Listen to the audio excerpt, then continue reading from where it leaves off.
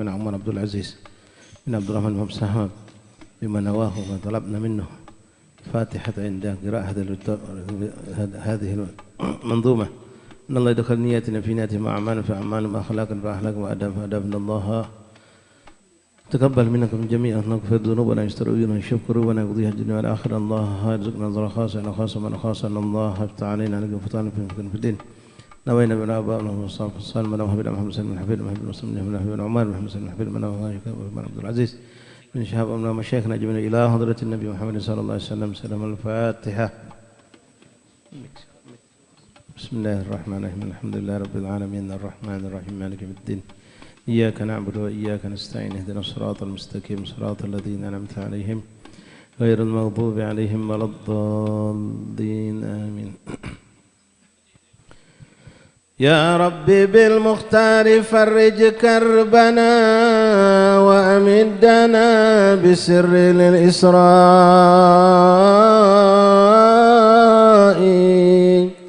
يا ليلة المعراج والإسراء كم عبرة فيك وكم ذكرى.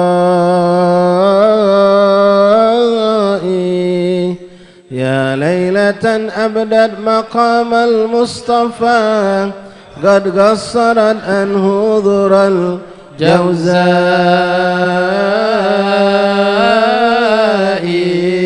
سبحان من أسرى بخير عباده وحبيبه في الليلة الظلماء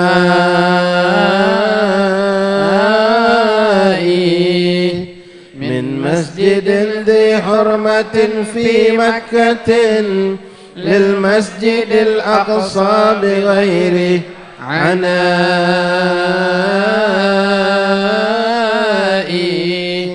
بركات ربي حوله وبقربه فأراه من آياته الغراء.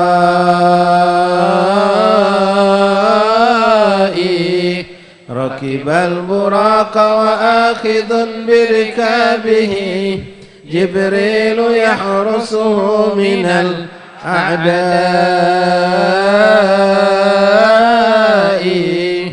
وبطيبة قال الأمين له إلى هذه تهاجر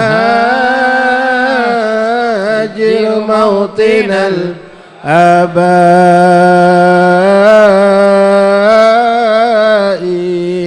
صلي لي ركعتين فمن هنا رك موضع الأحياء.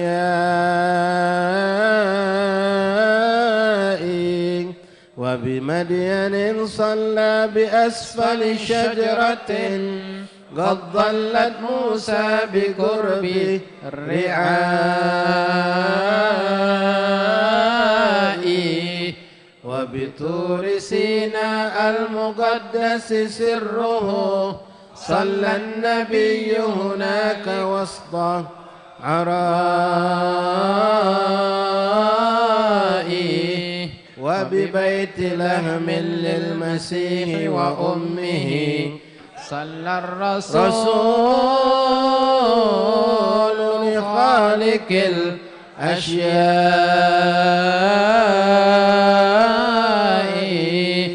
وتعقب الإفريت إثر نبينا من فيه شعلة ناره الحمراء.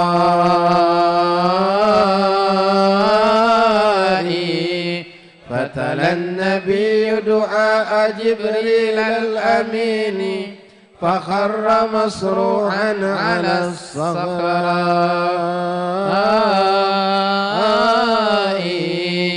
ورأى أناسا زرعهم وحصادهم يومين ثم بدا بحال نماء. جبريل أخبره غيب سؤاله جهاد أولئك ولدي سؤال أن أريج فائح قال لماشطة البدار بقائي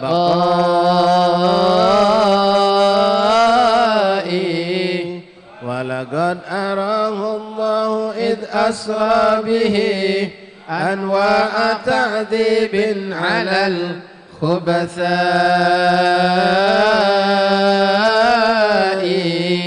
فليعتبر من كان يعصي ربه ويتب سريعا قبل حل فنائي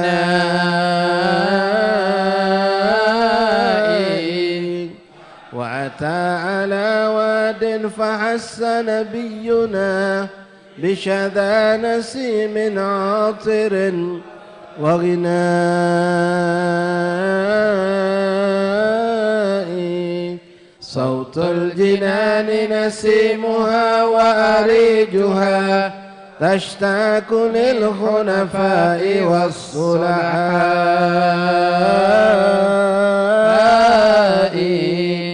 وبثاني واد مر راح نتانة ووعى دويا راجف الأرجاء صوت لنيران تتوق لأهلها من كان لله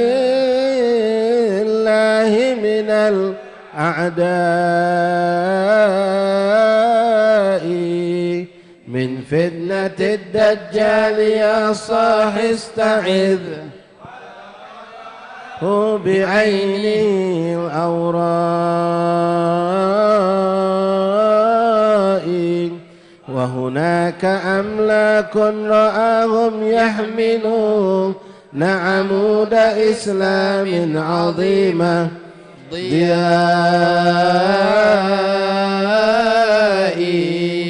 وبأرض شام يؤمرون بوضعه فالشام قد صارت إلى الخلفاء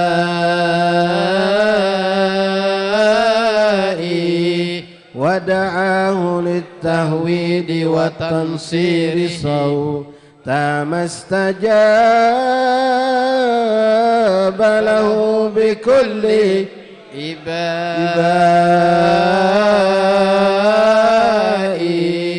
وبدت له الدنيا بصورة غادة أثناء لم تحظى برد دعائي وبمرة أخرى لقد ظهرت له مثل العجوز دند لوقت فنائي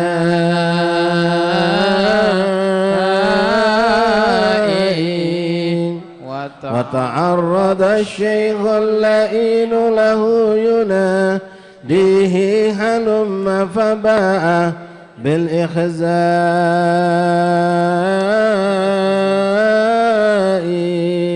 يا رب بالمختار فرج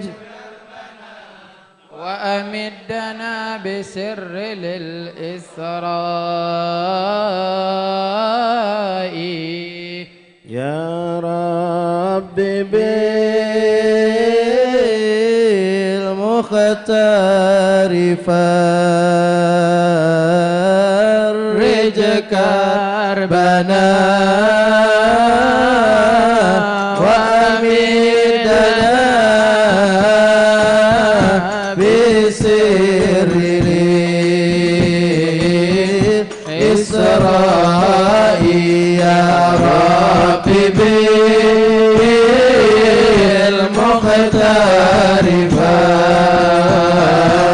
فرج كربنا وأمدنا بسر الإسراء لك النبي جماعة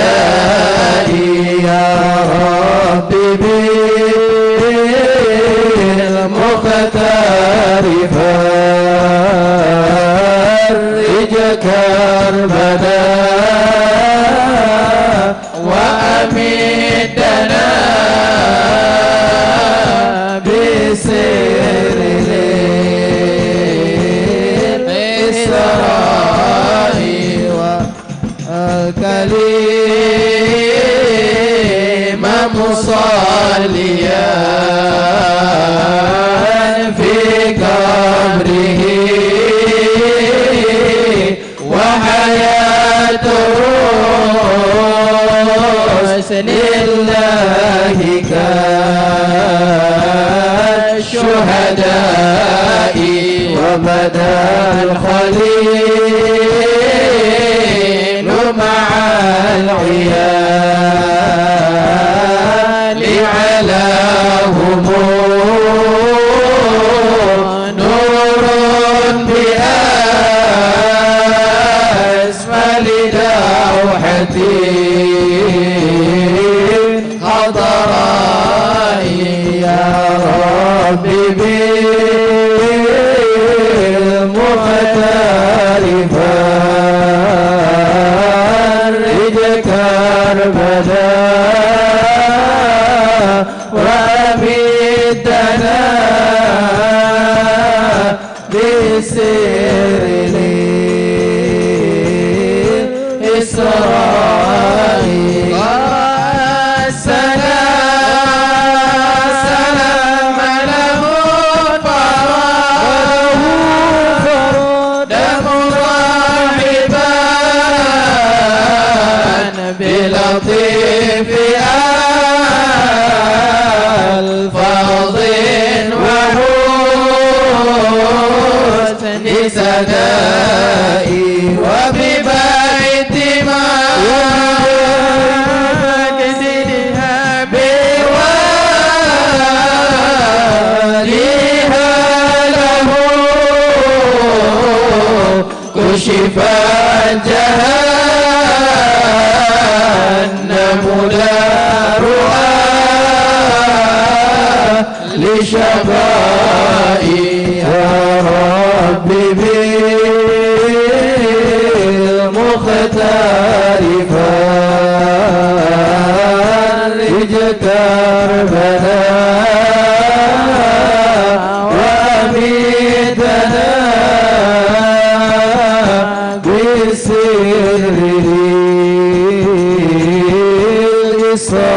إسرائيل أرميك بمثل الكسر كل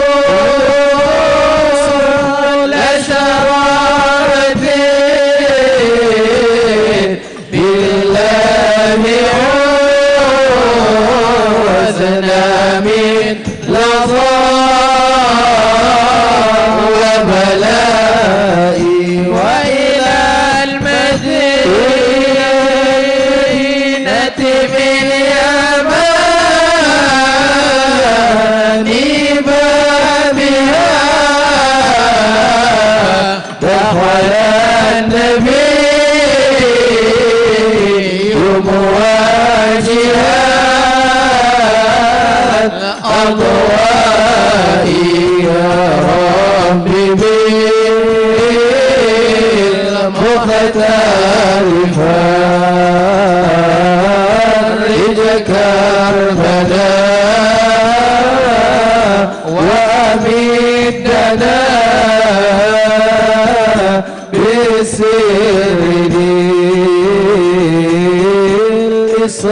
إسرائيل نور على محراب داود المنيب وآخرون فوق سرى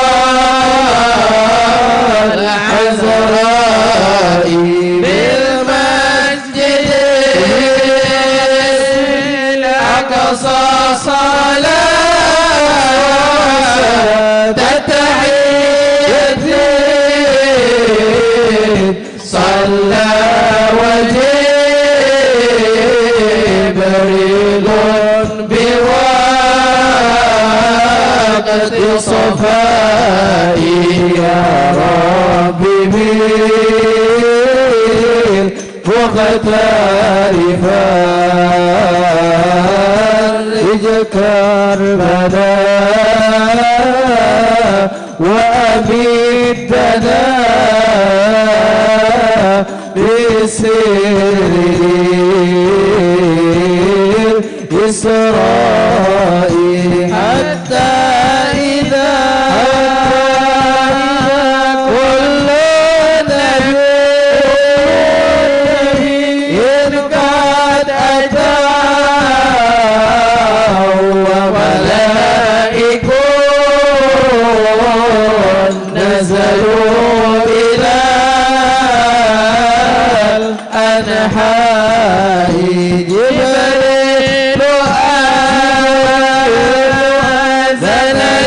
الصلاة أقامها واختار طه أن يؤم أولئي يا ربي بالمختار فرج كربنا وأمدنا بسر الإسراء وتحدث الرسل الكرام بشكرهم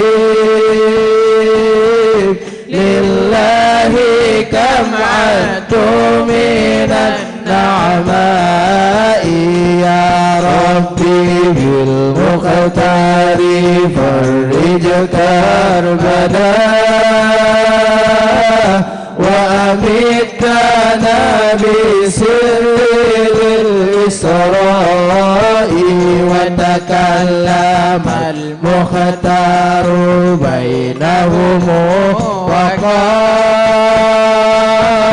ذكر الخصائص بعضها بثناء يا ربي بالمختار فرج كربنا وأمدنا بسر الإسراء ورحمة للعالمين وخاتمون وإلى الخلائق مرسل الجمعاء يا ربي بالمختار فرج كربنا وأمدنا بسر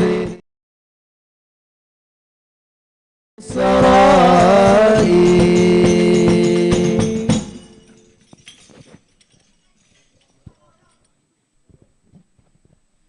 يا ربي بالمختار فرج كربنا وأمدنا بسر للإسراء والأمة الوسطى لأحمد فضلهم يربو على غير لهم وسواء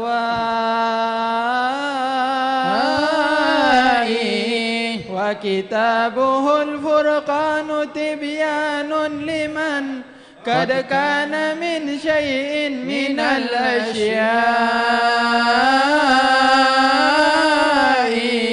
وتذاكروا إذ ذاك فيما بينهم الساعة الحق على استخفاء سكتوا ولكن المسيح أبان عن بعد لأشرات لها بجلاء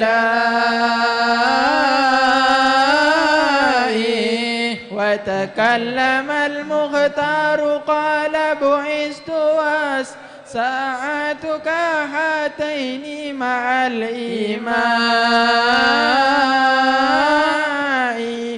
قدحان من عسل ومن لبن له مما به من عطشة وظماء فأصاب من عسل قليلا وارتوى من كأس دار وهو خير غذاء وأتي بمعراج ليرقى صاعدا نحو السماء بهمة قعساء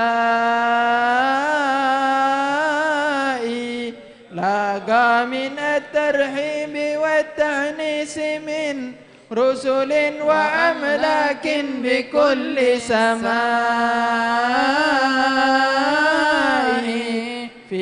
أول كان لقاء بآدم ولديه أسودة بلا إحصاء ورأى الخليل بسابع أوصى بإكثار غراس الجنة الغناء في بيتها المعمور صلى معه أرواح أمته ببيت كساء وأتى إلى ملأ والأعلى فجبريل كحلس قد بلي للراء وعلى لسدرة منتهى العظمى التي جلت عن الأوصاف للبلغاء من عسجد أوراقها ولورقة منها تظل الخلق باستيفاء أمثال غربان العظاه ملائك لم يسأموا التسبيح صبح مساء تأويلها أرواح أمة أحمد ماتوا على الإسلام في السعداء من أصلها تنساب 4 أنهر نهر لحمر ثم نهر الماء وبثالث لبن يسوغ لشارب وبرابع عسل ذهب صفاء والكوثر الموعود موردنا غدا ينساب منها فائق الإرواء ثم الجنان الخلد كان دخوله فإذا بها ما لا رآه رائي والأذن للإنسان ما سمعت به في القلب لم يحتر لدى العقلاء يا ربي بالمختار فرج كربنا وأمدنا بسر للإسراء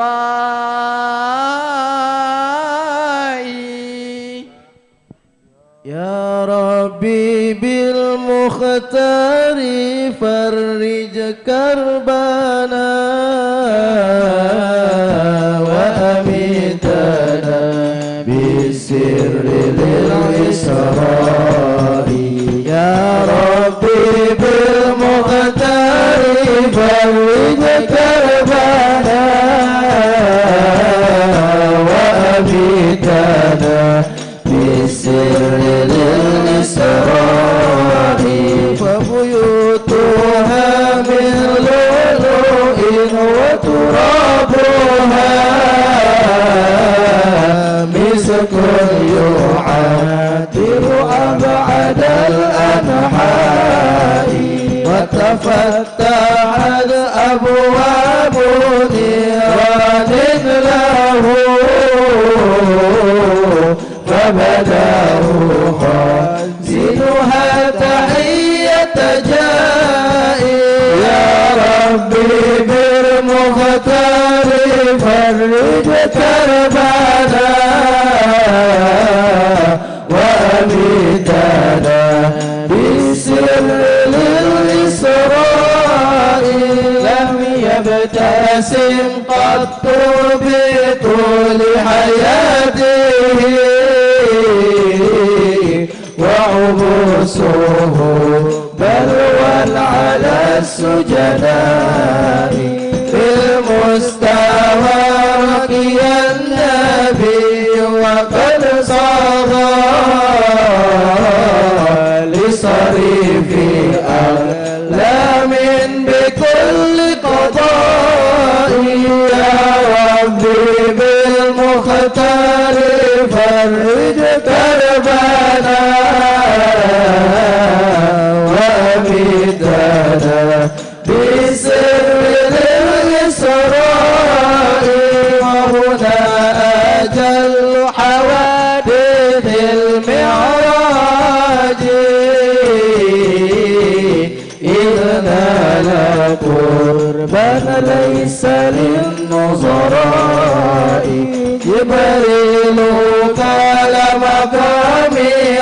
حتى هاهنا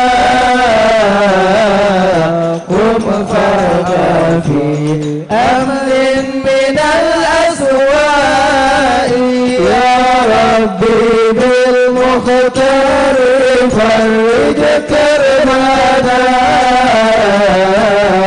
وأميتنا بالسر للإسراء وبحجب أنوار الجلال يخدم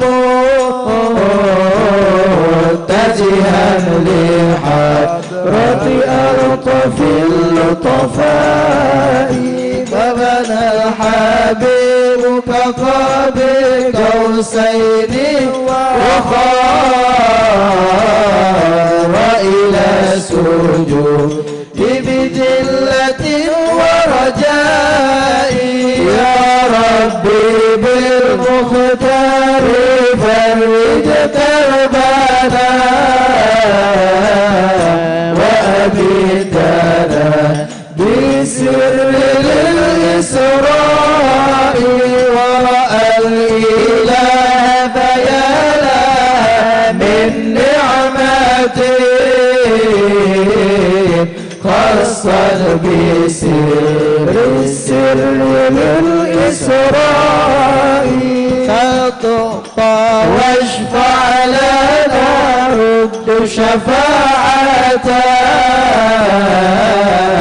معنى الخطاب لسيد الشفعاء يا ربي بالمختار فرج كربنا وأميتنا بسر الإسراء يا ربي قد أعطيت رسلك رفعة وخصائصا من أعظم النعماء يا ربي بالمختار فرج كربنا وأبيتنا بسر الإسراء يا ربي بالمختار فرج كربنا وأمدنا بسر للإسراء فأبي الخليل بخلة خصصته وأخي الكليم خصصته بنجائي ووهبت عيسى من عجائب حكمة وكتابه الإنجيل جم سنائي فأتى جواب الحق جل جلاله خص الرسول بأعظم الآلاء جعل النبي حبيبه وصفيه وحباه 7 مثاني لثنائي وخواتم البقرة وأيضا أسهم الإسلام مثل دعائم لبنائي وسط وأفضل أمة أمته شهداء على الناس بيوم قضائي وقضى بفرض الخمس لكن أجرها 50 تخفيفا على الضعفاء ثم النزول من السماء مودعا ممن بها بتحية ودعاء فرأى بأسفلها دخانا مظلما وقبيح أصوات لدى الإصغاء تلك الشياطين تحوم على عيون الخلق كي لا يفكروا بعلاء قص النبي على قريش سبحه مسراه حول البيت بالبطحاء والمسجد الأقصى لهم عرفه وعديد أبواب له بوفاء وأضاف أني قد بررت بعيركم فأتت كما قال من الروحاء سهروا به إذ لم يقروا قوله وكذاك أهل الكفر والإغواء لكن أبو بكر يكرر قوله عند الرسول صدقت في الإسراء وخلاصة المعراج والإسراء يا مسلمون نظمت قصد رجائي من ربي الرحمن ودوام توفيق وجزل عطائي وعناية عظمى بذرياتنا وشفاعة من سيد الشفعاء وحماية للمسلمين جميعهم هم شرك بنصرتهم من الخلفاء ثم الصلاة على النبي وآله سفن النجاة السادة الشرفاء وعلى الصحاب مهاجر ونصيرهم وعلى المحب لهم بصدق ولائي يا رب بالمختار فرج كربنا وأمدنا بسر للإسراء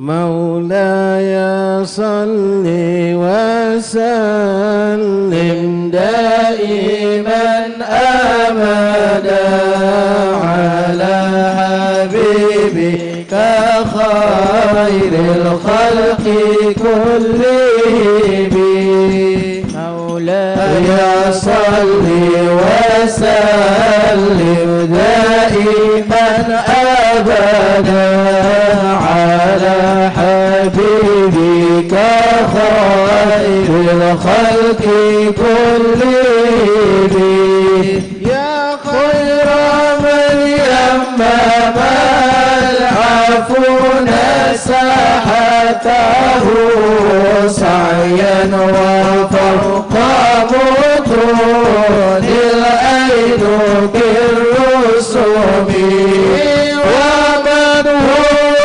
الآية الكبرى للمعتبرين ومن هو النعمة العظمى للمغتنمين مولاي صل وسلم دائما أبدا على حبيبك خير الخلق كلهم سريت من هرم ليلا إلى هرم كما سار البدر في داج من الظلم ومت ترقى إلى أن نلت منزلة من غرب قوسين لم تدرك ولم ترم مولاي صل وسلم دائما أبدا على حبيبك خير الخلق كلهم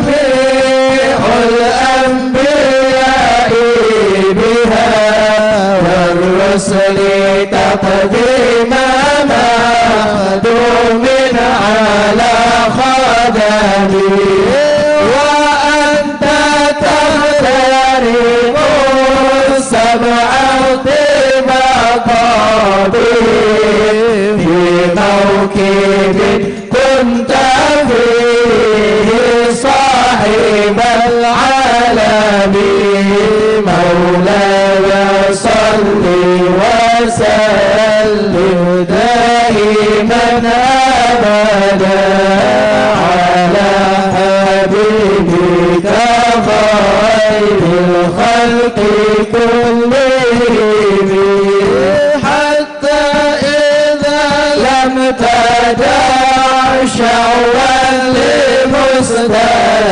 لمستبقين من الدنو ولا فرقا لمستنيم خفت كل مقام للرفاعين نوديت بالرفع مثل المفرد العالمي مولاي صل وسلم دائما أبدا على حبيبك خير الخلق كلهم كيف تفوز بوصل أي مستعير عن العيون وسر أي مكتتم وفزت كل فخار غير مشترك وفزت كل مقام غير مزدحم مولاي صل وسلم دائما أبدا على حبيبك خير الخلق كلهم وجل مقدار ما وليت منه نبي وعز إدراك ما وليت من نعم بشرى لنا معشر الإسلام إنا لنا من العنايات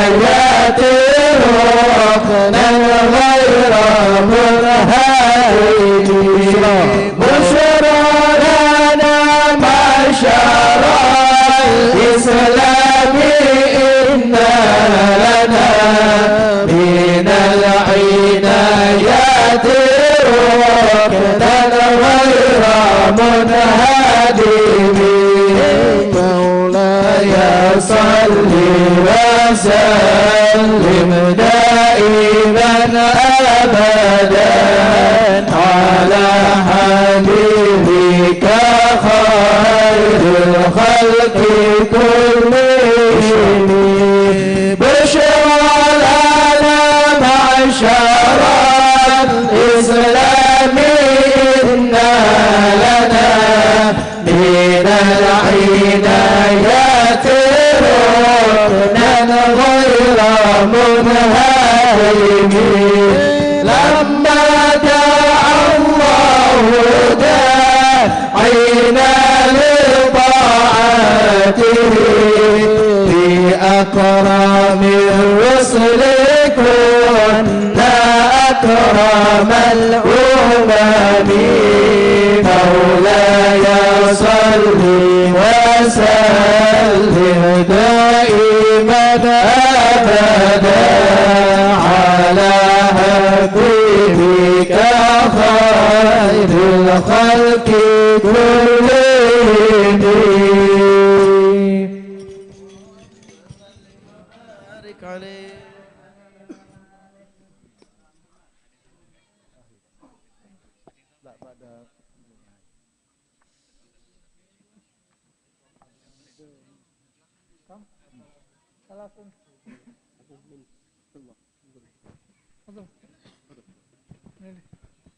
بسم الله الرحمن الرحيم الحمد لله رب العالمين اللهم صل وسلم على سيدنا محمد وعلى آل سيدنا محمد اللهم صل وسلم وبارك عليه الحمد لله رب العالمين والعاقبة للمتقين والصلاة والسلام على سيدنا محمد وعلى آله وأصحابه أجمعين اللهم إنا قد حضرنا قصة معراج نبيك الكريم ورسولك المبارك العظيم فاقضي علينا ببركته لباس العز والتكريم وأسكننا بجواره في دار النعيم ونعمنا في الجنة بالمقيم اللهم إنا نسألك بجاه النبي المصطفى وآله وأصحابه أهل الصدق والوفاء أن تكون لنا معينا وشفيعا وبوئنا من الجنة غرفا وارزقنا بجاهه عندك قبولا وعزا وشرفا اللهم إنا نتوسل إليك بنبيك المختار وآله الأطهار والسادات الأبرار أن تكفر عنا الذنوب والأوزار يا الله يا عزيز يا جبار وهرنا من جميع المحاسد والمفاسد والمكاره والمخاوف والأخطار واجمع بيننا وبينه في دار القرار وتقبل منا ما قدمناه من يسير أعمالنا في الإعلان والإسرار وارحم الغفار اللهم إنا نعوذ بك من الهم والغم ومن الجهل والكسل والحزن ومن العجز ومن الجبن والبخل ونعوذ بك من غلبة الدين وقهر الرجال اللهم تقبل شفاعة سيدنا محمد الكبرى وارفع درجته العليا واعطه الوسؤله في الآخرة والأولى كما أتيت بإبراهيم وموسى اللهم اجعل سيدنا محمدا من أكرم عبادك عليك كرامة ومن أرفعهم عندك درجة ومن أعظمهم خطرا ومن أمكنهم شفاعة اللهم أتبعه من أمته وذريته ما تكر به عينه واجزه عنا خير ما جزيت نبيا عن أمته واجز الأنبياء والمرسلين كلهم خيرا وصل وسلم على سيدنا محمد وآدم ونوح وإبراهيم وموسى وعيسى وبينهم من الأنبياء والمرسلين صلاة وسلاما دائمين إلى يوم الدين اللهم اغفر لنا ولوالدينا ولمشايخنا في الدين ولمن حضر ولمن غاب عنا من المسلمين أجمعين أشهد أن محمد رسول الله حي على الصلاة حي على الصلاة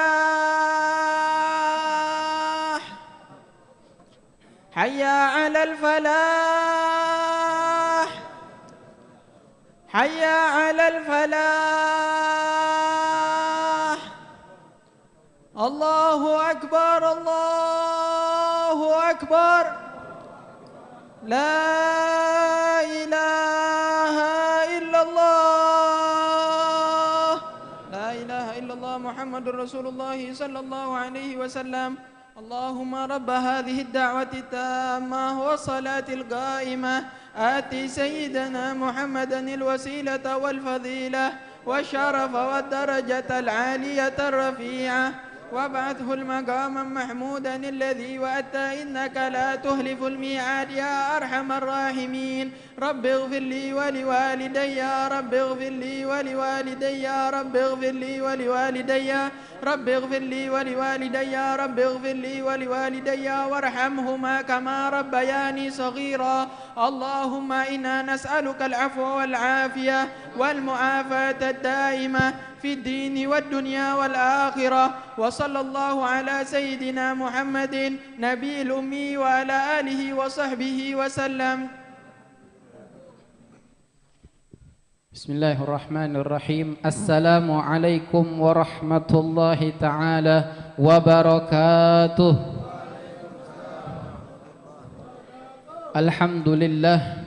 Alhamdulillahi rabbil alamin. Wassalatu wassalamu ala ashrafil anbiya wal mursalin wa ala alihi wa sahbihi ajma'in. Allahumma salli wa sallim ala Sayyidina Muhammad wa ala alihi Sayyidina Muhammad.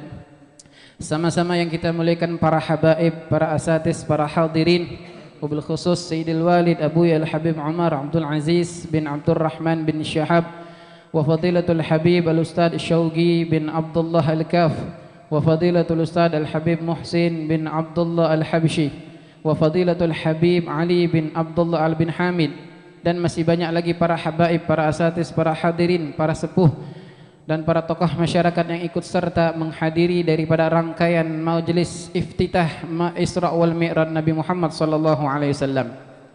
Dan tak lupa yang kami muliakan pembina daripada majlis Isra wal Mi'raj, yaitu Fadilatul Ustaz Al-Habib Muhammad Syukri bin Ali bin Syahab, dan juga segenap panitia daripada Mushallah Al-Kautsar yang alhamdulillah setiap tahunnya ikut serta mengsyiarkan, melestarikan daripada rangkaian majlis Isra wal Mi'raj Nabi Muhammad sallallahu alaihi wasallam. Mudah-mudahan kita semua dengan hadir pada saat ini akan mendapatkan keberkahan yang banyak dari Allah Subhanahu wa taala dan mendapatkan syafaat daripada baginda Nabi besar Muhammad sallallahu alaihi wa alihi wa sahbihi wasallam. Amin ya rabbal alamin. Alhamdulillah, segala puji bagi Allah Subhanahu wa taala. Pada malam hari ini kita digiring oleh Allah Subhanahu wa taala untuk menghadiri daripada iftitah, pembukaan daripada majlis Isra wal Mi'raj Nabi kita Nabi Muhammad sallallahu alaihi wasallam, yang saat ini kita bertempat di Mushallah Al-Kautsar dengan membaca daripada syair-syair yang berkaitan dengan peristiwa Isra wal Mi'raj Nabi Muhammad sallallahu alaihi wasallam, yaitu I'tibar liulil absar bi Isra'in Nabil Mukhtar, yang disusun oleh ad-da'i ilallah al-ma'bud Fadilatul Habib Muhammad bin Husin Ba'bud. Mudah-mudahan beliau yang memberikan syair ataupun pujian-pujian kepada Nabi Muhammad sallallahu alaihi wasallam akan mendapatkan berkah dan mendapatkan pandangan khusus dari Nabi kita Nabi Muhammad sallallahu alaihi wa alihi wa sahbihi wasallam. Hadirin yang dimuliakan oleh Allah Subhanahu wa taala, sebelum menginjak acara inti yaitu al-mau'izatul hasanah, Al-Faqir selaku panitia akan menyampaikan beberapa undangan acara Isra wal Mi'raj Nabi kita Nabi Muhammad sallallahu alaihi wasallam yang insyaallah malam besok hari Selasa, malam Rabu ba'dal maghrib, acara Isra wal Mi'raj Nabi Muhammad sallallahu alaihi wasallam akan diadakan di Mushallah Riyadul Jannah, yaitu Kampung Muaroh ba'dal maghrib, sekaligus di majlis Al-Habib Muhammad Syukri bin Ali bin Syahab. Kemudian malam besok, malam Kamisnya, Rabu malam Kamis, acara Isra wal Mi'raj Nabi Muhammad sallallahu alaihi wasallam akan diadakan di Mushallah Fajrul Islam ba'dal maghrib yang beralamat Jalan M. Isa Lorong KIA. Hadirin yang dimuliakan oleh Allah Subhanahu wa taala, marilah sama-sama kita dengarkan al-mau'izatul hasanah yang pada kesempatan ini akan disampaikan oleh menantu Mudirul Ma'had Al-Habib Umar Abdul Aziz bin Abdul Rahman bin Syahab, yaitu Fadilatul Ustaz Agil bin Sagaf Al-Habshi. Alaikum falyatafaddal mashkura. Sallu ala Muhammad.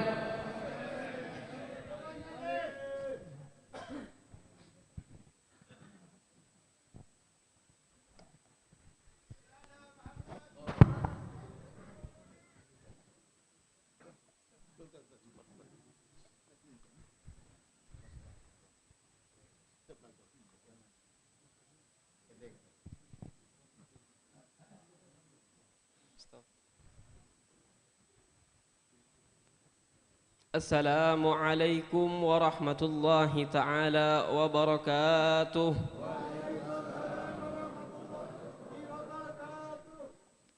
Alhamdulillah. Alhamdulillahilladzi hadana lihadza wa ma kunna linahtadiya laula an hadana Allah. Allahumma salli wa sallim ala sayyidina Muhammadin al-Fatihi lima ughliq wal khatimi lima sabaq nasiril haqqi bil haqq wal hadi ila siratikal mustaqim wa ala alihi wa sahbihi haqqa qadrihi wa miqdarihi al-azim. Subhanaka ya rabbi la ilma lana illa ma 'allamtana wa tub 'alaina innaka antat tawwabur rahim. Rabbi syrah li sadri wa yassir li amri wahlul 'uqdatam min lisani yafqahu qawli. Ma'asyiral hadirin al habaib wal asatidzah wal aba, nakhusu bidzikr Sayyidul Walid Abu Ya Umar Abdul Aziz bin Abdurrahman bin Syahab wa kadzalika al Habib Syauqi bin Abdullah Al-Kaf wa kadzalika al-Habib Muhsin bin Abdullah Al-Kaf wa kadzalika al-Habib Ali bin Abdullah Al-bin Hamid wa kadzalika al-Habib Muhammad Syukri bin Ali bin Syihab. Atalallahu baqa'ahum fina. Ma'asyiral hadirin, hafizakumullah wa ra'akum. Alhamdulillahi thumma alhamdulillah. Bersyukur kita kepada Allah Subhanahu wa taala yang telah memberikan kepada kita berbagai macam nikmat, tidak ada hentinya. Di antara nikmat tersebut, ini sering disampaikan oleh para penceramah, akan tetapi yang harus di sini kita harus resapi. Nikmat tersebut yaitu nikmatul Islam wal iman, yang mana dengan keislaman dan keimanan tersebutlah itu adalah merupakan tiket kita untuk menjadi penghuni surganya Allah Subhanahu wa taala selama-lamanya. Begitu pula sebaliknya, na'udzubillah, bagi mereka yang belum beriman kepada Allah Subhanahu wa taala, maka tidak ada tempat kelak bagi mereka kecuali nerakanya Allah Subhanahu wa taala. Maka di situ ma'asyiral hadirin, sering kali kita pada majelis-majelis yang kita hadiri, hall ataupun itu Maulidin Nabi Muhammad sallallahu alaihi wasallam, kita dipimpin oleh para guru-guru kita untuk mengucapkan kalimat la ilaha illallah Muhammadur Rasulullah di penghujung acara. Itu tafaulan, itu kita mengharapkan agar umur kita pun ditutup oleh Allah Subhanahu wa taala dengan kalimat tersebut. Dikarenakan semua amal ibadah, pekerjaan yang kita lakukan tidak ada apa-apanya apabila kita tidak mendapatkan husnul khatimah indal maut. Maka oleh karena itu ma'asyiral hadirin, juga sering kita bacakan dan kita lantungkan di setiap malamnya di dalam Ratibul Haddad, ya Allah biha ya Allah biha ya Allah bi husnil khatimah. Ma'asyiral hadirin yarhamni wa yarhamkumullah. Oleh karena itulah kita berkumpul di sini. Karena kita orang muslim, Islam kita berkumpul di sini. Ini merupakan taufik dari Allah Subhanahu wa taala. Apa itu taufik? Sering kita dengar taufik hidayah. Apa itu taufik? Apa itu hidayah? Dikatakan dalam sepotong daripada qasidah Imam Haddad, bi taufiqihi saral muti'u yuti'u wa khalafa bil isyani kullu mufariki. Dengan taufik Allah Subhanahu wa taala, seseorang itu bisa taat kepada Allah Subhanahu wa taala. Dalam arti kata seseorang bermaksiat itu berarti tidak mendapatkan taufik dari Allah Subhanahu wa taala. Mungkin ada orang yang kaya, yang mampu, yang kuat, akan tetapi tidak pernah bersedekah. Balik-balik ke taufik ujung. Akan tetapi ada seseorang yang hidupnya biasa baik sederhana, akan tetapi gemar untuk bersedekah, gemar untuk berbagi. Balik-balik ke taufik lagi ke tuang. Mungkin juga acara seperti ini, wong yang jauh masya Allah datang berbondong-bondong ingin mendapatkan keberkahan di acara yang seperti ini. Akan tetapi wong yang dekat mungkin tidak hadir. Itu adalah taufik, balik-balik ke taufik dari Allah Subhanahu wa taala. Maka alhamdulillah sekarang kita diberikan taufik oleh Allah Subhanahu wa taala. Fa insyaallah Allah yutammimin ni'mah. Ma'asyiral hadirin yarhamni wa yarhamkumullah. Taufik tersebut mahal sampai disebutkan oleh Allah Subhanahu wa taala di dalam Al-Qur'an satu kali. Di dalam ayat wa ma taufiqi illa billah. Cuma sikok di dalam Al-Qur'an. Ini menunjukkan taufik ini mahal. Taufik ini masya Allah tidak seluruh orang pacak dapat, akan tetapi tergantung bagian yang Allah Subhanahu wa taala telah bagikan kepada hamba-hambanya. Ma'asyiral hadirin yarhamni wa yarhamkumullah. Alhamdulillah, perkumpulan demi perkumpulan kita hadiri. Perkumpulan di dunia banyak. Ada perkumpulan wong kafir, ada juga perkumpulan wong Islam, perkumpulan seperti kita sekarang ini. Perkumpulan beberapa bulan yang lalu telah kita lewati, perkumpulan Maulidin Nabi Muhammad sallallahu alaihi wasallam. Selama 40 hari 40 malam kita setiap malam mengadakan Maulidun Nabi Muhammad sallallahu alaihi wasallam. Bahkan ada yang lebih. Sekarang juga kita berkumpul lagi. Kagak insyaallah diadakan ziarah kubro, berkumpul lagi kita. Ramadan berkumpul lagi. Lebaran Idul Adha, Idul Fitri berkumpul lagi. Salatul Jumat kita berkumpul lagi. Akan tetapi yang perlu di sini kita perhatikan dan kita renungkan, perkumpulan kita daripada perkumpulan tersebut itu tidak lepas daripada pembahasan Rasulullah sallallahu alaihi wasallam. Selalu bulan Maulid kita nyebut Rasulullah, kita agungkan Rasulullah. Sekarang Isra wal Mi'raj kita sebut-sebut Rasulullah sallallahu alaihi wasallam. Ramadan kita sebut Rasulullah sallallahu alaihi wasallam. Bahkan di hari raya yang kita rayakan kita ingat kepada Rasulullah sallallahu alaihi wasallam.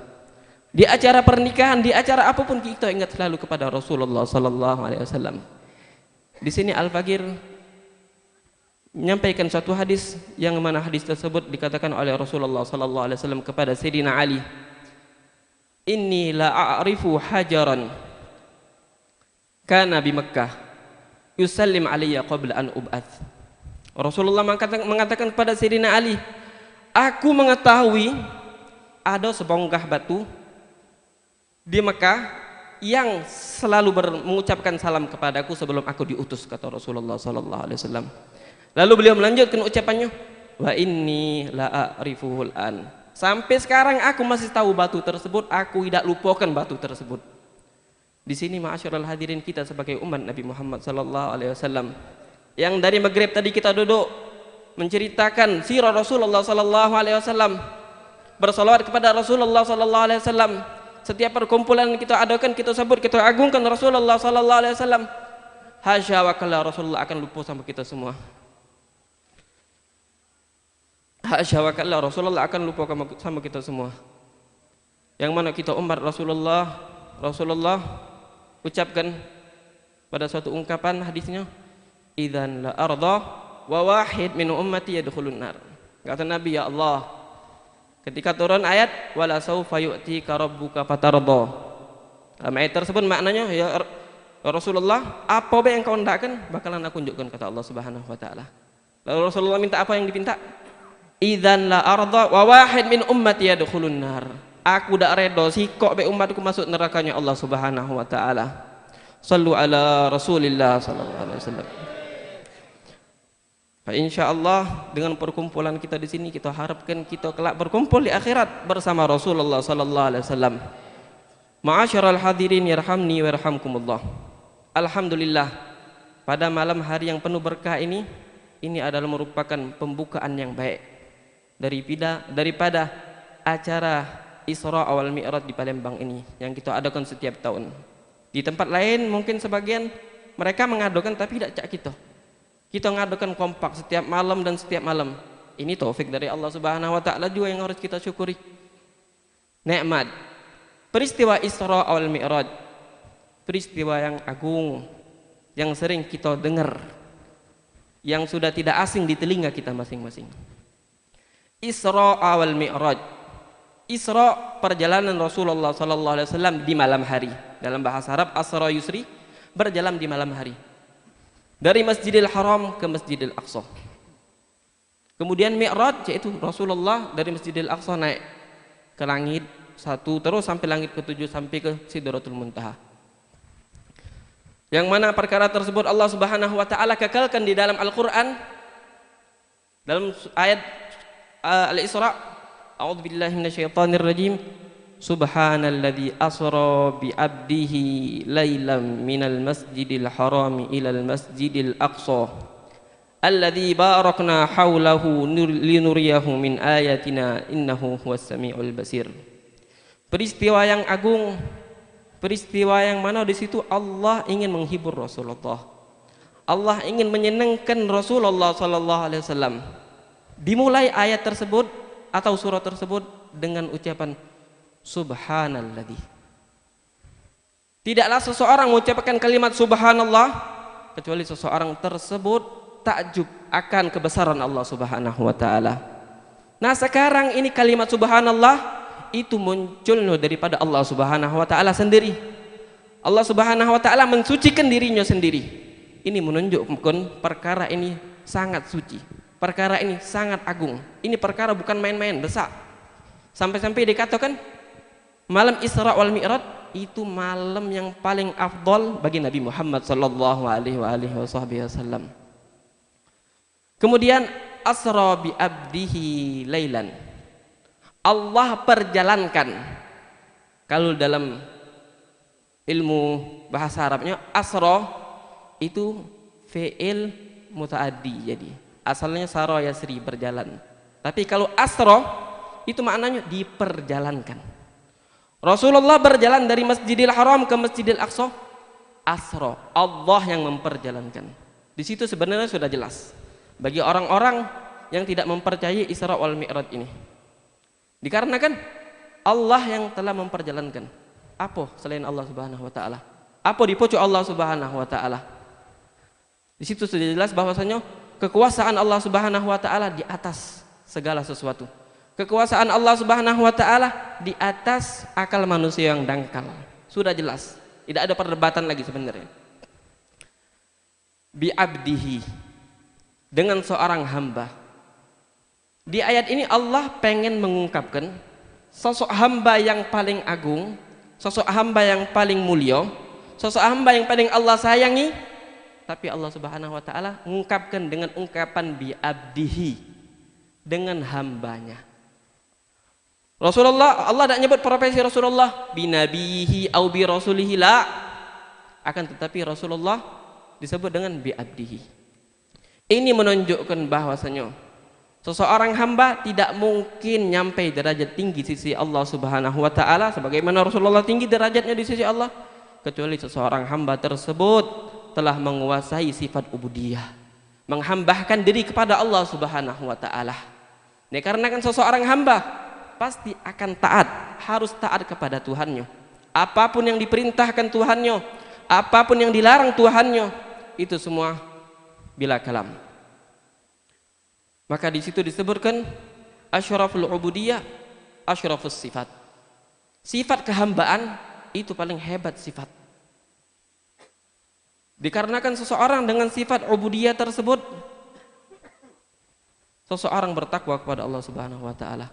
Karena ngerasa aku nih hamba, aku nih memiliki Tuhan, aku nih harus ada yang aku taati. Maka di situ pernah diceritakan Al-Imam Haddad memiliki seorang murid yang bernama Al-Habib Ahmad bin Zain Al-Habsyi. Al-Habib Ahmad bin Zain Al-Habsyi belajar sama Imam Haddad, tidak main-main, 40 tahun belajar sama Imam Haddad. Pada suatu hari Imam Haddad mengarang suatu gosidah. Gosidah yang Masya Allah disebut dengan gosidah Al-Ainiyah. Gosidah tersebut ujungnya huruf Ain. Itulah disebut dengan Gosidatul Ainiyah. Ketika itu Imam Haddad yang begitu cinta dengan muridnya Al-Imam Ahmad bin Zain memerintahkan beliau untuk mencarahkan gosidah tersebut. Subhanallah, Imam Ahmad bin Zain langsung menerima permintaan tersebut dan disyarahkan gosidah syarah Al-Ainiyah tersebut. Kemudian ketika syarah tersebut telah selesai, ingin dibacakan kepada Imam Haddad, Imam Ahmad bin Zain mengatakan, qala al-muallif, telah berkata pengarang Imam Haddad tadi, al-arif billah, ad-da'i ila Allah, disebutkan sifat-sifat yang Masya Allah. Sampai pada ucapan Al-Abdul Mahad. Seorang hamba yang murni untuk Allah Subhanahu wa taala. Lalu apa yang dikatakan oleh Imam Haddad? A'id, ulangi. Dikatakan lagi Al-Abdul Mahad. A'id, ulangi. Al-Abdul Mahad. Diulangi. A'id, Al-Abdul Mahad. Imam Haddad lalu berkata dan mengucapkan, wallah lau tahaqqaqta bihadhihi sifat lakana min tilka sifati kulliha. Kalau engkau bisa benar-benar mendalami sifat ubudiyah, maka sesungguhnya sifat ubudiyah tersebut lebih afdal daripada sifat yang kau ucapkan, yang kau sebutkan al-arif billah, kutub dan lain sebagainya. Maka sungguh hebat ma'asyiral hadirin. Dan kita mintakan kepada Allah Subhanahu wa taala agar Allah Subhanahu wa taala jadikan kita memang hamba yang benar-benar hamba Allah Subhanahu wa taala, bukan hamba nafsu, bukan hamba harta, bukan hamba lain sebagainya selain Allah Subhanahu wa taala. Ma'asyiral hadirin yarhamni warhamkumullah. Di sini singkat cerita daripada peristiwa Isra wal Mi'raj, itu peristiwa yang hebat, yang mana Allah Subhanahu wa taala ingin menghibur Rasulullah, ingin menyenangkan hati Rasulullah. Ini dari Allah senang, bukan dari kita. Kesenangan yang dari Allah Subhanahu wa taala itulah hakikat kesenangan. Yang mana Rasulullah diperjalankan dari Masjidil Haram ke Masjidil Aqsa, ma'ruf tahu kalau ceritanya. Dari Masjidil Aqsa ke langit Allah Subhanahu wa taala, yang mana di Masjidil Aqsa Rasulullah sallallahu alaihi wasallam bertemu dengan para anbiya. Para nabi-nabi yang mungkin Nabi pernah mendengar namanya, tidak pernah ketemu. Cak mana wong? Kita lah pernah dengar namanya wong baik, Masya Allah. Sekarang kita ketemu. Senang bukan main pasti. Ketika itu Nabi Muhammad di Masjidil Aqsa bertemu dengan para anbiya, senang Rasulullah. Bertemu dengan para orang-orang yang satu profesi dengan Nabi Muhammad sallallahu alaihi wasallam. Disitulah Allah menunjukkan magam Nabi Muhammad sallallahu alaihi wasallam. Allah perintahkan mereka salat 2 rakaat, kemudian yang disuruh untuk menjadi imam Rasulullah sallallahu alaihi wasallam. Itu merupakan bisyarah dari Allah Subhanahu wa taala, wahai Muhammad, engkau lebih afdal dari mereka gal-gal ini. Itu merupakan bisyarah dari Allah Subhanahu wa taala. Kemudian Allah Subhanahu wa taala,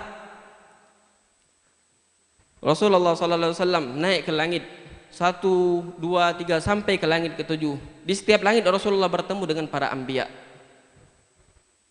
Kalau kita pakai akal, ya akal kita tidak nyampe. Tapi kita pakai keimanan dan pakai kecintaan, baru perkara ini akan nyampe. Perkara ini akan kita percayai.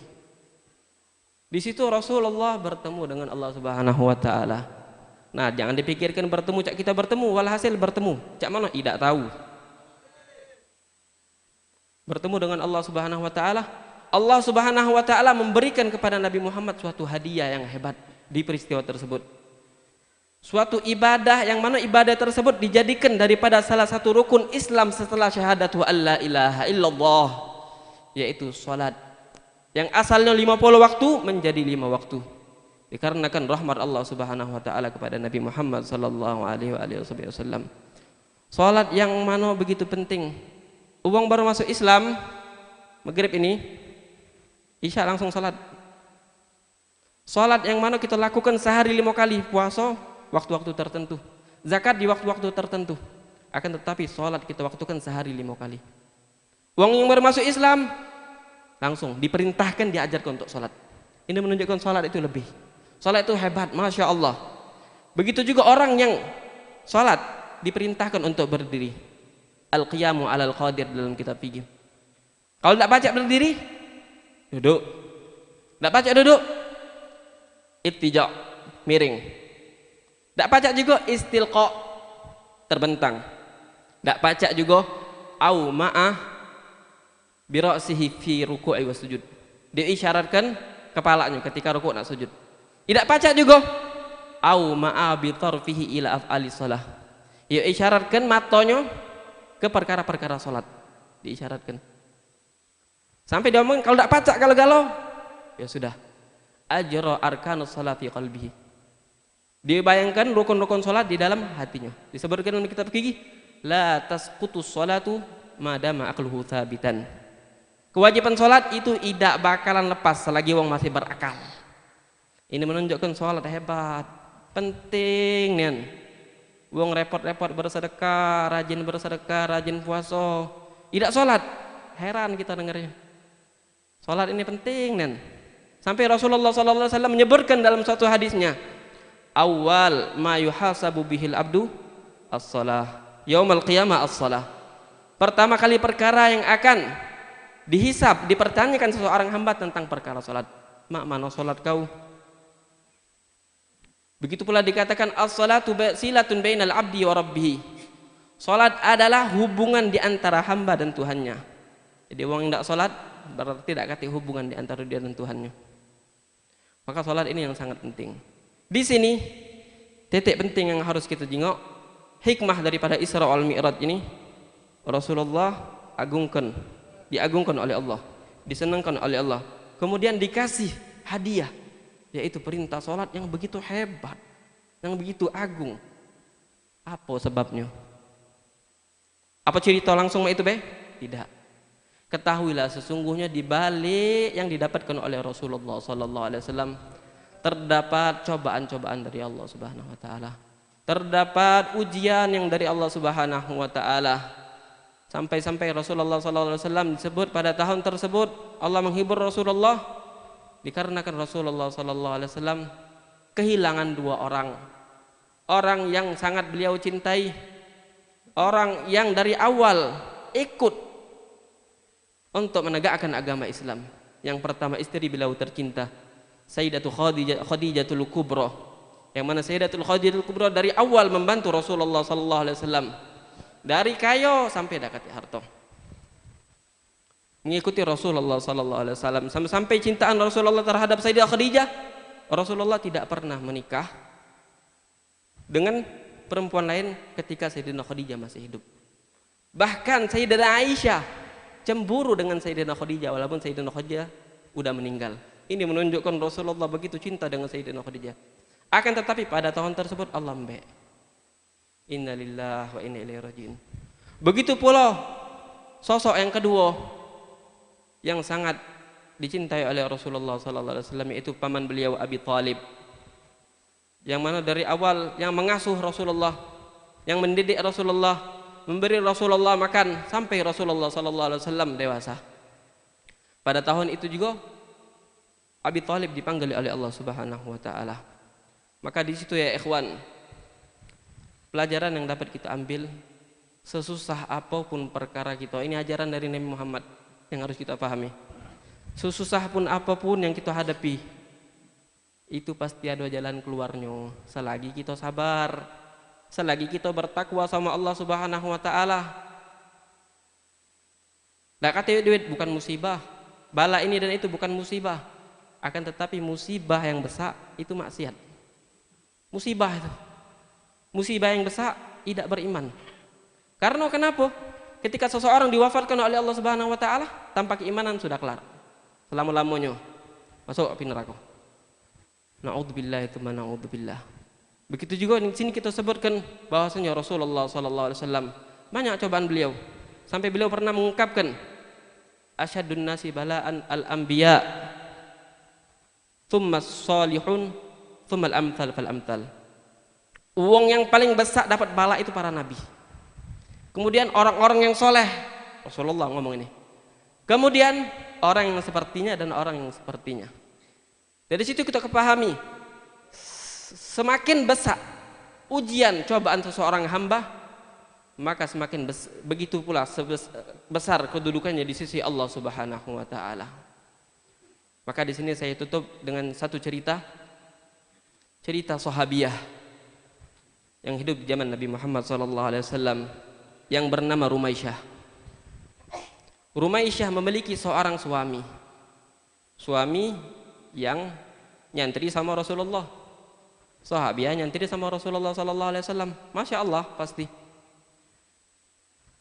Mereka berdua adalah seorang pasangan suami istri. Seorang pasangan suami istri yang baru memiliki seorang anak. Ya mana kalau uang baru dapat anak, senang bukan main pasti. Akan tetapi pada suatu hari, pada waktu subuh,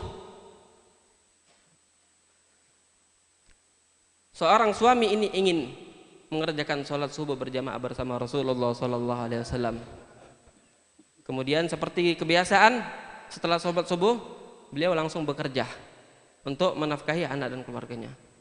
Ala kulli hal, singkat cerita, pada waktu subuh tersebut ketika istrinya ingin sholat dan melihat anaknya itu tidak bergerak lagi sudah. Ketika dilihat, didekatin, anaknya telah dicabut oleh Allah Subhanahu wa taala nyawanya, meninggal dunia.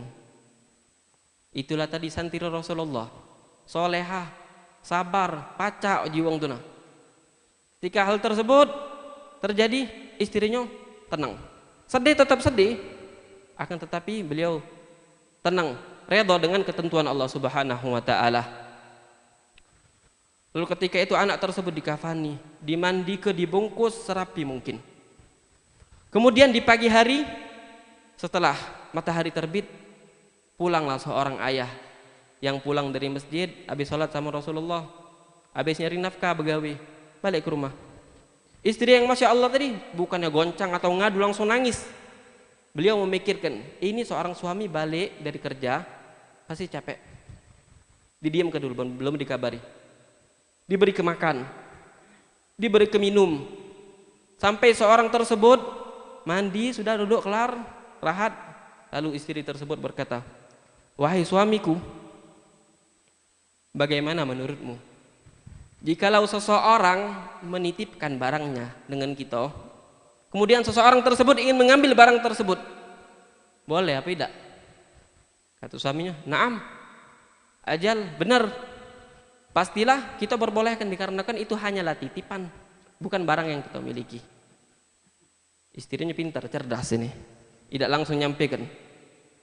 Di situ istrinya ngomong, ketahuilah wahai suamiku, sesungguhnya titipan Allah yang Allah titipkan sama kita telah diambil oleh Allah Subhanahu wa taala.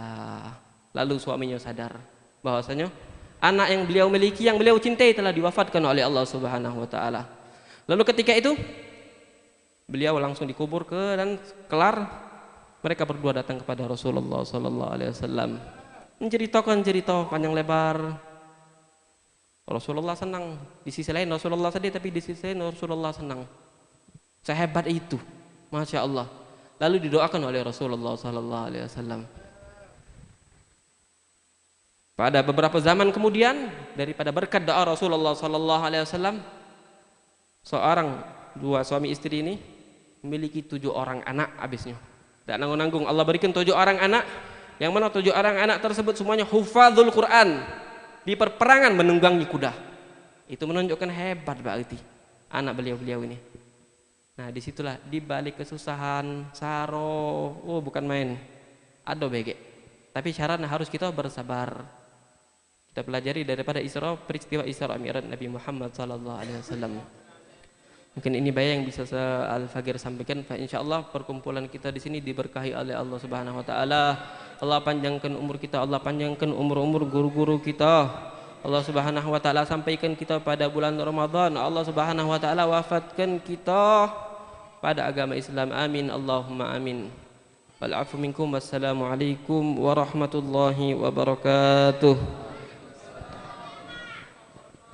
Alhamdulillah, syukran katsiran kepada Fadilatul Ustaz Agil bin Segaf Al-Habsyi yang telah menyampaikan tausiahnya. Mudah-mudahan ibrah yang disampaikan beliau bisa kita fahami dan bisa kita terapkan di dalam kehidupan sehari-hari. Amin ya rabbal alamin. Menginjak acara berikutnya, doa penutup dan ditutup dengan salat Isya berjamaah.